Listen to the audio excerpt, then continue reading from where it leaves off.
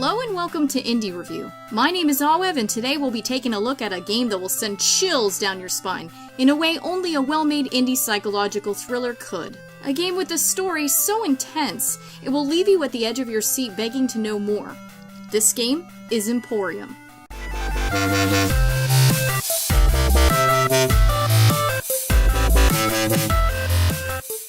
The game is relatively easy to install and load up. All it takes is a gigabyte of storage space and an external graphics card, and you're on your way to an experience unlike any other.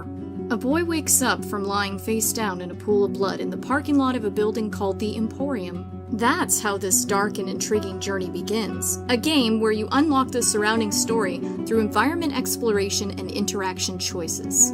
This game is brief, but it still manages to deliver a quick psychological punch to the gut.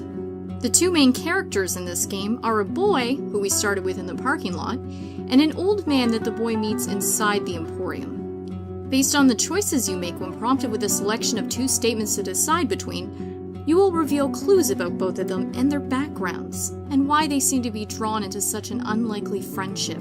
The game's writing makes the player feel interested and encouraged to discover more. It's simple to navigate in this game, just your standard keyboard controls of arrow buttons or the WASD keys. You have to hold down Shift to run. What's great is that you are never lost or confused about what to do next. The interactable objects produce a flashing voice bubble icon when you approach them, and because of the way things are lit in this game, it's usually extremely obvious what you should be examining in the first place. The vignettes are straightforward and well laid out. Some of them do have repeated environments, but there will always be changes that the player will want to investigate, not unlike playing a game of What's Different.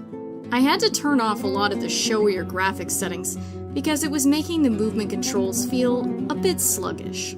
Absent them, however, the game was still quite attractive and appealing. The color scheme is mostly moody or muddy hues, emphasized by stark lighting.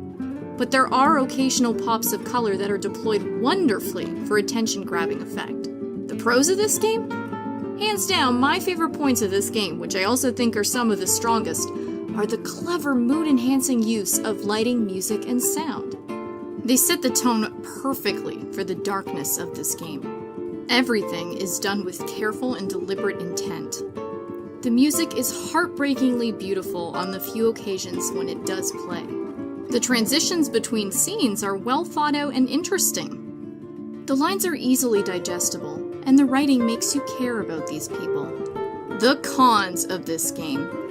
The vignettes with repeated environments happen so often that it begins to feel repetitious, and it left me feeling a bit worn out.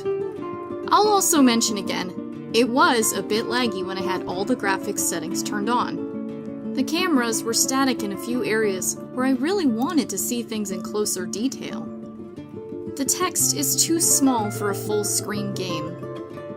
And finally, the game is very short, totaling up to a brisk 30 minutes. But don't get me wrong, the creators of the game did a fantastic job of packing as much as they could into that time window. This game is better enjoyed with multiple playthroughs, as it is too short to completely grasp the whole story in one. This was likely done on purpose for stylistic reasons, but due to the heaviness of the content, it might make another playthrough feel like an ordeal for some players. The multiple endings of this game bring the story in a solid full circle, and the greatest mystery does feel resolved in the end. My name's Awev, and this has been Indie Review. If you liked this video, make sure to subscribe and like for more. Until next time, see you in the next one!